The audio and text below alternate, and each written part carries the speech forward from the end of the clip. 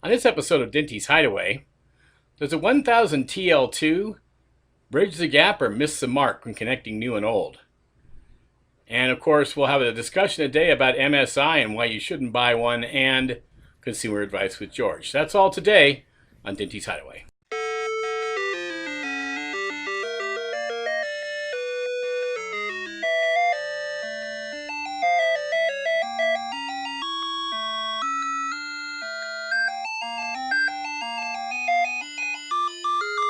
Okay, so the 1000 was 1099 introduction, 128K of RAMs, 1985. A couple years later, we had the EX with 256, and that was an all-in-one, also proprietary keyboard.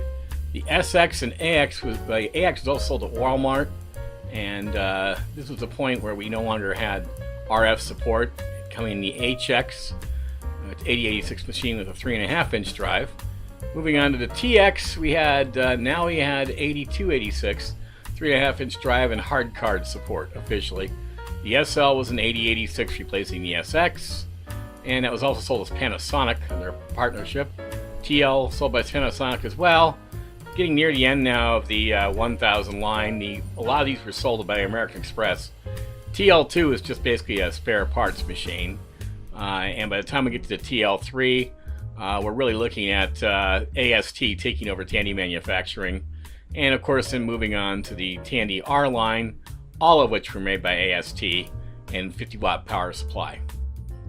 Okay, so I had a lot of issues with this getting started. We first started having an issue with, well, everything worked fine in Tandy graphics and 3 voice mode. So, and that was starting with using the XT IDE emulator card, but the problem is that in this machine, which originally had a 40 gigabyte Toshiba drive, or I'm sorry, a Seagate drive installed, which worked fine, had nothing loaded on it except for DOS 3.3, which is what gave it the system initially.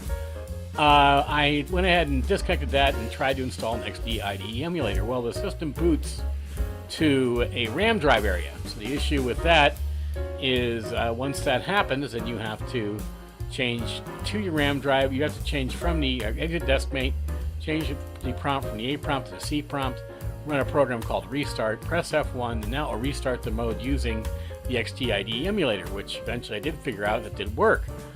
But there were more problems. So once I did get the correct VGA card, I plugged it in, and it would work, but it said, cannot load deskmate, and it wouldn't let me switch drives, so I was kind of stuck. So I had to use both the CGA and the VGA monitor for a while, and then I figured there is a program you can download which will load deskmate. Once you load deskmate in VGA mode, then you can exit deskmate, then you can go back to your C drive, type in the program file restart, that will restart the machine. Now I can run it in VGA mode using my XDIDE emulator. Installing the sound card was not a big deal. I just used the software that was for the device. So I found online, it was easy. But the problem is that I can't run EMS or EMS 386. So since I couldn't have an extended memory manager, that meant that I could only run certain types of devices off the sound card. For example, when I ran Monster Bash, I only had I had the Tandy sound for the sound effects, but for the music, I was able to use the ad-lib mode on the Sound Blaster card. So in essence, I still had music coming through the PC speaker. I still had sound coming through the PC speaker, and I had the sound card coming through headphones, which you can see here. So there are a lot of issues and challenges with this, and I also discovered after a lot of trial and error that it did not look as though the 2 megabyte EMS memory card was going to work. And the reason for that had to do with the built-in BIOS ROM. So looking at some others I saw on the web, fortunately, Mr. Lurch's thing, his consultant Adrian's Digital Basement, he was able to get a 1 megabyte EMS card working on his original Tandy 1000. Bear in mind that it did not have the ROM drive area. And then he was able to figure out where his CGA memory was located and all that good stuff. And he moved the stuff around to make sure that the memory card was addressing the correct area. And then he could load the switches in his config.sys file, and then he could make it work. Well, that's difficult to do, even even if you don't have all the extra stuff that the 1000 TL2 had. But with that stuff, it made it impossible. So I ended up returning that drive back to low tech, and then I'm after sending a few requests out for help and having received none. I don't think there really was any help to be had on that. I don't think it was going to work. So that was frustrating. And then I was before I began this video process, I'd been looking for some time. In fact, I was waiting to find a Cyrix 25 megahertz 46 SLC chip on a special card, which you could put in where the 286 is, and that card was made to upgrade the machine to a 486 SX25. Well, I didn't find one until after I was almost done with the video, and here it is. You can see it's $150. It's in Korea, and it would have been about another $50 of shipping, and it looks like it does work. You can see here the benchmarks, but thank God they showed the benchmarks, because you can see the speed delta between the regular 8 megahertz chip and the 25 is not negligible. It's 5 times faster, sure, but it's compared to a 386 DX33, it's still half the speed, and it's a fraction of the speed of the actual 486. So all in all, I have to say that this is not the best 286 machine to buy if you're going to tinker on it, want to play games, whatever. It's neat. It's nice to have the Tandy. It's got a really nice case, and it's really well constructed. I thought the keyboard quite nice, and it was cool to be able to get the VGA graphics and the sound working on it, but at the end of the day, it wasn't really that useful. So unfortunately, you can't get very high on a Tandy 1000 TL2.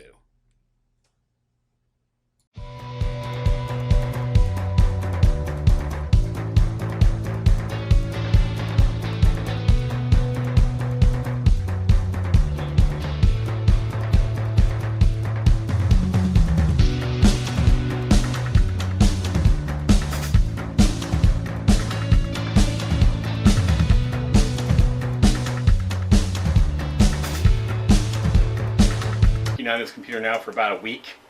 In fact, so long I think I may have erased some of the original footage, so I'll have to piece something together. But what have we learned? Well, although a early 1990s 286 seems like it would be the perfect computer to bridge the gap between older games and more modern games, it might still be the case, but so far it hasn't been. After trying about 5 different video cards, I realized that the Paradise Western Digital video cards were the only ones that would actually work. A lot of the stuff read online was incorrect. For example, you can use a 16-bit VGA card. It has to be a Paradise card, because I literally tried, I think, every other type. Cirrus Logic,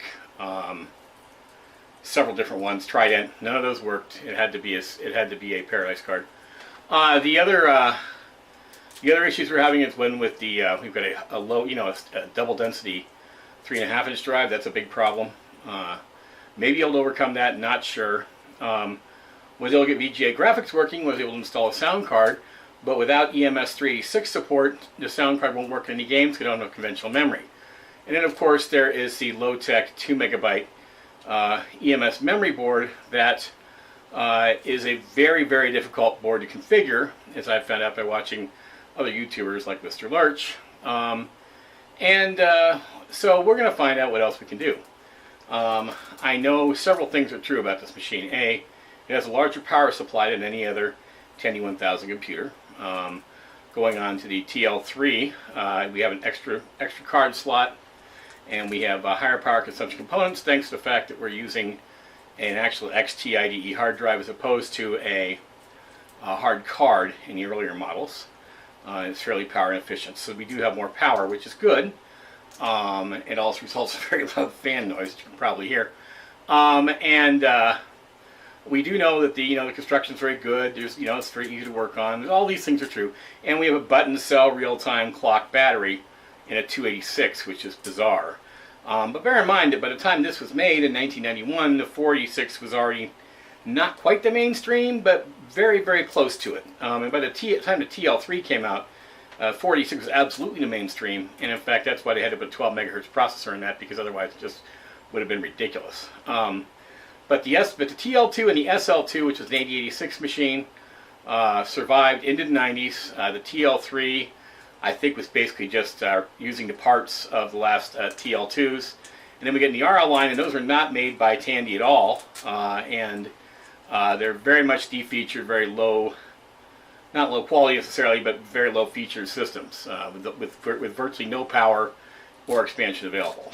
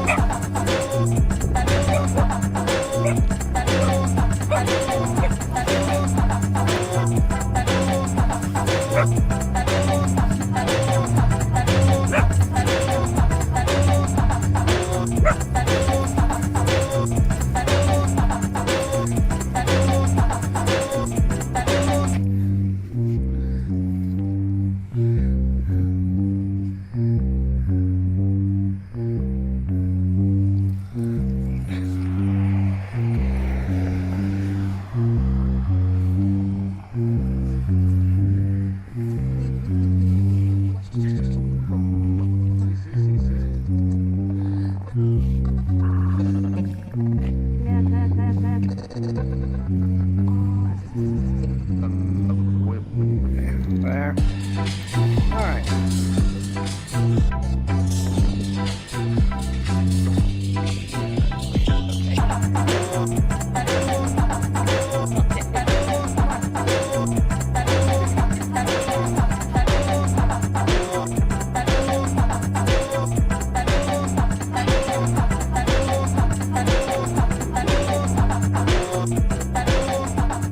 So why don't I like MSI? Well, there's a number of reasons, but I'm going to start kind of at the beginning. So I've always bought HP computers, and a few years ago, actually about a year ago now, I needed to upgrade my last one. It was a 6th generation Core i5, and it was an HP ProBook. I had upgraded to 32 gigs of RAM and SSD, but regardless, it still had such bad video capability that it was not going to be possible for me to do video editing, which is what I want to do, obviously. So I looked around and I bought another HP, which had an NVIDIA chip in it, an MX50, I think, something like that. It was a low-end NVIDIA chip with 2 megabytes of dedicated graphics and 17-inch display. And it was not a ProBook; it was an Envy, I guess. It was a Costco purchase. Well, that was not the same quality. Quality was pretty poor. Keyboard was bad. Screen was not great. Even with the touch screen, still didn't like it. It was 17 inches. Battery life was terrible. Just all in all, didn't like it. So I sold that to a friend and used the money to buy an MSI gaming portable. And the reason I did that was because I wanted something with good graphics. I wanted something portable, and I wanted something with a really good screen. And the 17-inch, quite frankly, was too large. It was too large to be portable. Battery life was too bad. So I wanted to get something with a little smaller screen, but still very good quality.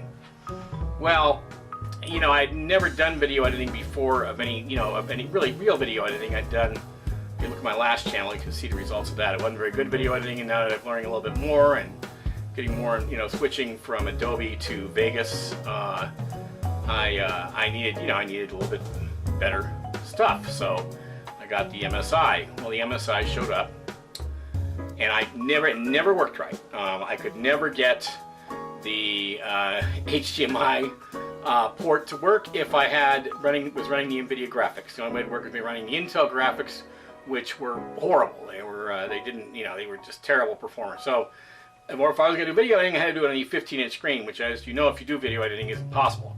So then we moved on, and I went on to get just did a whole bunch of stuff to make it work. I eventually ended up using an external monitor with a USB 2.0 of those little video adapters, and I bought a new monitor here in MSI, which this is a 24-inch curved monitor, which is actually great, except for the fact that you can only get 60 hertz if you use USB adapter. So that didn't work. So finally I decided I'm going to sell the MSI. It was just completely killing it. You know, I'd upgraded it to 32 gigs of RAM. I'd added a 2 terabyte hybrid drive, and it wasn't where nothing was working right. And then the very last straw, when I finally did get the NVIDIA card to start working and I switched to Vegas, it crashed every single time I lived in Vegas.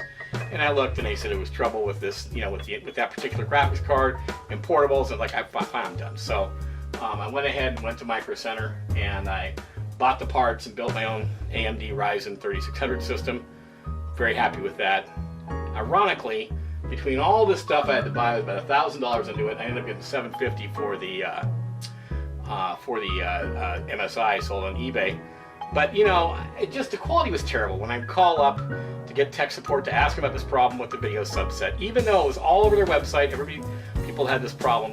You know, I could only get an email reply, and email reply was always update your BIOS and reload your operating system and then call us again. And I'm like, you know, I know they're doing that because they know that 90% of people aren't going to reload their operating system. That takes all day and they have to back up their files.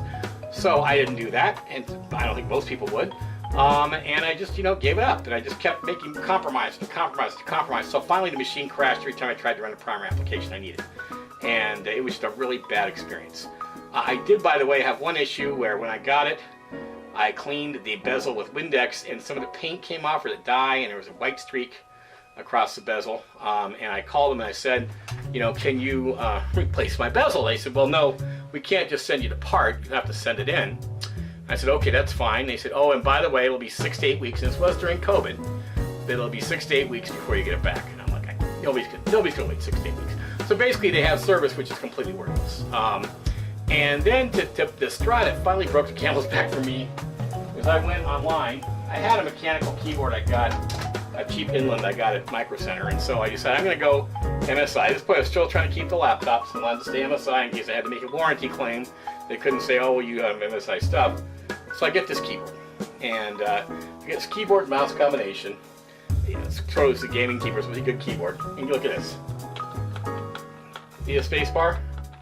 The space bar is supported only in the center, and over here it has kind of, not even bumpers, but just kind of like, you know, like grates to catch it. It was just, it's terrible. It's like gutters here on the side, you see that? And it's a terrible keyboard. It's mushy. You have to type everything twice. It's terrible. I mean, so I've had it with MSI. Their quality is just absolutely dreadful. And what's sad about it is that they appeal to high-end consumers. So I wish HP would get their heads out of their butt and start making machines that people want to buy again. They haven't done for a few years. So HP, if you're listening, please start making better computers so I can buy them again. Right now, you make nothing I can buy. On the high end, their prices are completely ridiculous. In order for me to buy something like this, HP would have been $2,000 for me to buy pretty much this exactly for $2,000. And it wouldn't even be as good because they're not really keeping up with hardware like they should. You know, so it would have been like 2 generations before this. And so I'm really disappointed in everything going on with MSI. So this is me saying, please don't buy MSI. You'll be disappointed. I don't know about ASUS. I've had a lot of problems with ASUS too. Not their components, but their, you know, built systems. So I don't know what to say. You know, I can't remember the name of this company that gets the good service ratings, but that company is Gigabyte, who I understand has terrible motherboards. So I don't really know what to tell you. Maybe build your own is the answer. That's what I ended up doing. But regardless, MSI laptops are just dreadful. I couldn't even recommend them for gaming because I gotta believe that because you can't turn off integrated graphics, it's gonna cause havoc in games that require high-end graphics. So regardless, so don't buy NVIDIA. That's my advice. Sorry, don't buy NVIDIA. Don't buy MSI. That's my advice.